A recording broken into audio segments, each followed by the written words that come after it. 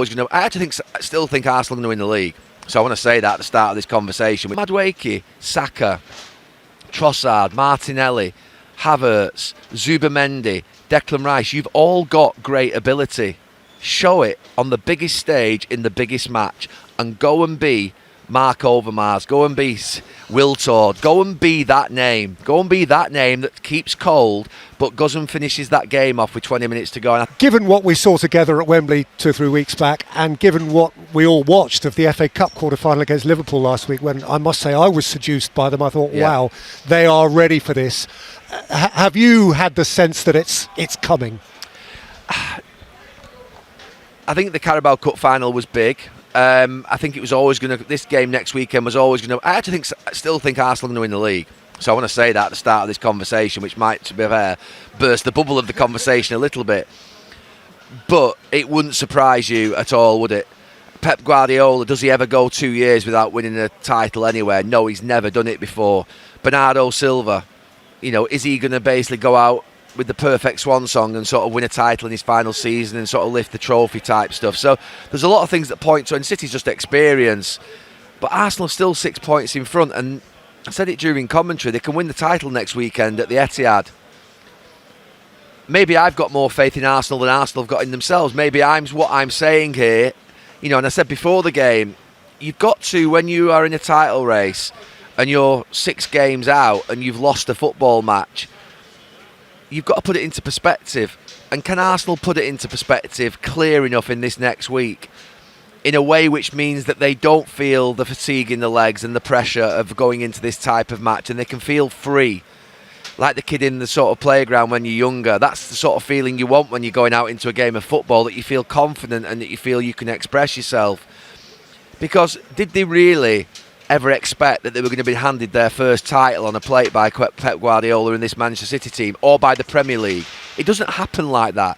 You don't win your first title by running away with it by 26 points, or it just doesn't happen. That's not reality. It's always going to be a struggle, and there's probably been a couple of bad experiences in the previous seasons in getting to this point of a struggle. So everything that's happened to them, if they can sort of normalise it and feel that this is actually what we would have expected, probably, that no one was just going to hand it to us on a plate and that we were going to basically sail over the line and sort of like do our victory lap ceremonially. It's not going to work like that. So this is what it should be. I have thought for a number of years with this Arsenal team that they've got to go and win a game that sort of shakes the world. Do you know what I mean? They've got to go to City next week and win. And I've thought that for a number of years, that you just have to sometimes. And it doesn't matter how it happens. You could go to Manchester City next week. They could get battered in the first half, but be 0-0 at half-time, Arsenal. But then go and nick one with 15 minutes to go. And all of a sudden, the lights come on and you're 9 points clear. And that's what Arsenal have got to believe this week. Now, have they got that belief? Can they put it into perspective that this was always going to be difficult, that no one was going to give them it on a plate, that actually a title race is a roller coaster? The problem they've got, Arsenal, in some ways, is that they haven't got anybody of experience in the club of winning a title. Gabriel Jesus maybe, but I don't think he's the type of player that's going to translate that to a dressing room. Doesn't seem to be that character. No, he's obviously a good player, but he doesn't seem to be that person who can really set the tone. Maybe he does have to, sort of what would be this week, have an influence for Arsenal. I know Mikel Arteta is always looking to try and find a way of how to gain an advantage, but I do feel he's got to try and sort of maybe this week, is it Gabriel Jesus who just talks about what a title race is like? And he's been through some big ones with Liverpool, some monstrous battles, and come through them. So yeah, it's a big week this, but for Manchester City, is this inevitable? Pep Guardiola never loses 2 titles on the bounce. I thought 4, 5, 6 months ago, the big challenge 6 months ago, 7 months ago at the start of this season was, could Pep Guardiola build a third team at this club? Sir Alex Ferguson had longevity and he built 3 or 4 title-winning teams. And the question was, that treble team had come to an end, hadn't it, really? And could he build a third team that would win titles for Manchester City? And for the first time in this last 2 or 3 weeks, I've started to see a team emerging. Haaland with Cherki, Semenyo and Doku. You think, Those three behind Haaland. Haaland's been a kingpin, obviously, but those three are relatively new in terms of playing together. And you think they're a big handful, those three, in terms of on the ball. And then you look at the back four, and all of a sudden it starts to look like a young, quick back four rather than a young, immature, inexperienced, vulnerable back four. Just in this last few weeks, Kusanov and Gay starting to form a partnership. Nunez has been very good all season at right back. Nico O'Reilly looks like a Rolls Royce at left back. So all of a sudden, from being a young, inexperienced, vulnerable, immature back four, it starts to look a promising back four. The goalkeeper is a giant. He's a giant. I mean, he's awkward at times when that ball gets played into him, but he does come for things. He makes good saves. He's a dominant presence. And then midfield, they've got two very experienced players, and it's got a little bit of sort of what would be a little bit of Bernardo Silva. He's a little bit like Paul Scholes playing in there at the end for Manchester United in that two with Michael Carrick. It reminds me a little bit of that, where the two of them are just sat in there. It shouldn't really work, that, Rodri and Bernardo Silva. They should get overrun, but they're not, because they're excellent players and they're brilliant professionals and they've been world class. Maybe whether they're world class right now at this point in their careers, maybe not, but they have been world class and they know how to get around and navigate a football match and win games. So it's really interesting, this. I said a few weeks ago, or a few months ago, maybe a couple of months ago, that Arsenal have to win this title from the position that they're in. I still believe they have to, because it's a long road back at the end of the season. If they don't win it this year, they will really... it'll be traumatic. And you've seen the guy with the bottle over there. We know the build-up to this game next week, what the narrative's going to be against Arsenal, how people are going to be saying what's happening, that City are going to catch you. And, you know, there seems to be a sense of joy watching Arsenal sort of collapse. And they've got to try and basically swim against the tide this week. They've got to swim against the tide, and they've got to hold their nerve. And they've got to, from somewhere, balance the emotion coming out of them, because you don't want to be too emotional going into the game like next weekend. And they've got a job to do in midweek yet in the Champions League, which actually might be helpful for them. I think if Arsenal had a week to think about this match, I don't think it would help them at all. And the fact they've got another game this week helps them, and they can maybe get some confidence through progressing to the Champions League semi-final. But before next Sunday, they've got to find a balance of that emotion that you need, which is passion that fights to win a football match, but not becoming too desperate and too much, because Arsenal losing yesterday isn't because they don't want it, it's because they want it too much, and their legs have started to get heavy-legged. And I've talked about these heavy legs with title run-ins for teams who haven't won it before many, many times over the last 15 years. It's a real thing. You're going for your first title, you start to become consumed, and it's the mental sort of what would be emotional drain that means that your legs physically appear tired, and you just don't feel, and you feel like that. Is that what we saw yesterday? I think that's a bit of what we saw yesterday. Just generally the expectation that we're going to win this match, and we're going to win a title, and we're desperate to do it, and we want to be the first to win it in 22 years, and we'll be club legends, and all that stuff they're hearing. They're not saying that themselves. It's this noise around the club, the emotion in the stadium, the expectation, the fact they've not done it in the last 2 or 3 years when they've been in this position. And this is where it gets real right now. This is the title race now, this second. And they've got to somehow clear their minds and get that emotional balance correct. Who does that for them? Obviously the manager plays a part, their coaches play a part, but they play a part themselves. You know, they play a part themselves. This is what they wanted when they were kids, when they played football. They wanted to be in a title race. They wanted a Premier League title medal round their neck. So, deep breaths. Sleep well, eat the right things, relax, do the things in your life this week that make you feel sort of what would be happy and relaxed, and tell yourself that whatever happens next Sunday night, my mechanism of dealing with this type of thing was, you know, if there was a big title game like this next Sunday, whatever happens next Sunday night, I'll be eating my Chinese next Sunday night, which is my treat meal. That's the worst that can happen. By the way, we can build this up to be all it is, the monstrous game I've just called it. You know, I think Michael Richards said something similar. It's going to be a gigantic game next Sunday. We'll use all these words.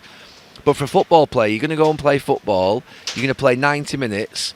You're going to come home and you're going to have your pizza or your Indian or your Chinese. or whatever your cheap meal is, and you're going to relax. And I just think telling yourself the normal things, and you're going to be sat there with your partner or your wife and your children, and that irrespective of... So what's the point in panicking? What's the point in actually, to be fair, getting into a state whereby the world's ending? No. It's great. It's a wonderful game of football that billions around the world will be watching, that I'm part of, and I still get to go home to my family. I still get to go home and have my sort of what would be my treat. I still get to go home and have a glass of wine. Whatever it is that you do after a match to take sort of what would be the pressure away from yourself. So I think Arsenal need a bit of that this week, a little bit of perspective, a little bit of, this is okay. There's no problems here. We play football really well. We're organised. We're going to go and score 2 set-piece goals at Manchester City because that's what we do. We score from corners. We're going to go on the counter-attack. And a little bit of what Cherky did. I'm not saying Arsenal players should be doing the kick-ups in the first 5 minutes at Manchester City next week. But Madueke, Saka, Trossard, Martinelli, Havertz, Zubamendi, Declan Rice, you've all got great ability. Show it on the biggest stage in the biggest match and go and be Mark Overmars, go and be Will Todd, go and be that name. Go and be that name that keeps cold but goes and finishes that game off with 20 minutes to go. And I think that's where Arsenal have got to try and get themselves. For City, they're going to ramp it right up. There it is then, the top of the table. It's not just about the title race. Chelsea are chasing Champions League football next season. They're 4 points behind Liverpool in 5th, which is what they're chasing, and they are 7 points behind Aston Villa in 4th. Manchester City moved to within 6 points of Arsenal. They have a game in hand, and we will keep reminding you, they play each other at the Etihad next weekend. Well, he doesn't want to dwell on the past, but let's just dwell on the last 3 games. Arsenal, clean sheet, win the cup. Liverpool 4-0 in the quarter-final, clean sheet, and 3-0 against Chelsea. I mean, that's pretty ruthless form at the right stage of the season. It's an incredible run. You know, the clean sheets, the goals, and in them games they've been pushed. You know, Arsenal in the final started the game well. Chelsea started the game. Liverpool wasn't a 4-0 game, so in all the big moments they're getting it right. And I think it's ominous for Arsenal because you look at them when they get into gears like that. You're like, it's very, very difficult. I can't see where they're going to drop points if they continue playing like that. Yeah. I mean, they're serial April players, aren't they, as we pointed out earlier on, and that manager's lost 3 league games in the month of April in the Premier League. Yeah, which is crazy. It's a crazy statistic, but I just think his calmness is there to see, but I'm sure in the dressing room he's making them aware without any rule of complacency. I think they're fully aware of what's at stake and what they can achieve, and I don't know if he will emulate this thought of mine, but I think this will be the biggest and most satisfying title win if they go on to win it. Yeah, would you say that? If they can do it, that's Pep's best achievement? I think it might feel the best. Again, might because it's so relevant, but in terms of the consistency to keep going, even when you're getting punched and knocked down, you get back up and you keep going again, and you're going again, and all of a sudden they found themselves in this situation, and I'm not sure they've had a situation like this, like the one I was in at the start. But again, to go on and to beat Arsenal at this stage of the season would be massive. We are going to be privileged enough to be at the Etihad. I mean, we've had some great Premier League classics over the years, but I mean, in terms of the importance and the position in recent times, is this the biggest game at this stage of the season we're going to witness? It's the biggest game in many, many years, I think. You know, how the Premier League is poised, the 2 teams going head-to-head. You know, the one team that are ahead, but everything else is pointing to the team that are in their slipstream at the moment. And I just think, because it's so close to the end of the season, it's so important. It's going to slingshot whoever wins probably to the title, I would say. It could be that, you could call it a decider, even though there's a fair bit of football to go. It's going to be so pivotal. Then, yeah, I think I can't remember in the last 3, 4, 5 years a bigger game in the Premier League. It's huge. Can you? No, I can't. Again, and that's what you want it to be. You want it to be you going against your opponent for the title to be a decider. So, yes, you can wait on other fixtures and other results, but if you're going against the title contenders, that's what you want it to be settled. It's set up beautifully, isn't it? It is. Cannot wait. Licking my lips. And Jeremy Doku joins us pitchside at Stamford Bridge after what was and feels like a significant win this season. All wins are great. Does this one feel important? Yeah. We knew there was a lot of pressure before this game against a good opponent. First half was not easy. They were well organised. but we knew that we had to keep on going. We started the second half very well, very sharp, and then after the first goal, I felt like the game was more open, and we did well. And also happy that we didn't concede it, of course. Yeah, what a weekend it's been, though. You must have watched the Arsenal game, or at least seen the Arsenal result come in and think, there's a chance here for us. Yeah, of course, I watched the Arsenal game. When I saw them lose, I really saw that the Premier League is really unpredictable. But obviously, we were also a lot focused on our own game. Winning here is not given, so that we did it today is very exceptional. What did Pep say at half-time? Because in the first half, everything seemed really slow, taking an extra pass. In the second half, way more urgency. Yeah. He just said that we had to, I feel like, more go to the right as well. I feel first half we were a lot on the left. On the right, we had to have more movement in behind. And when you have more movement in behind, obviously there are other spaces that open. And he just said we had to keep on going. Second balls so that we can keep on attacking. And he just told us, obviously, time is running, so we have to go and score.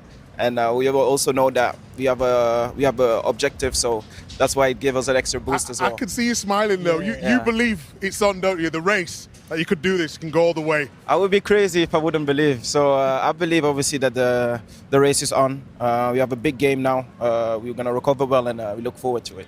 Talking about the system that you were playing there and how you were pressing, you saw a lot of joy when you was allowing the central midfielders to get the ball. In the first half, they were nicking it around the corner behind you and behind Semenyo. Yeah. In the second half, it didn't happen as much. How did you address that? Yeah, after the first half, obviously the coaching and staff, they adjusted some things so that we can press more effectively. And I think that's what you saw in the second half. So they had more difficulties to get out of our press, and that's how we scored as well. Right.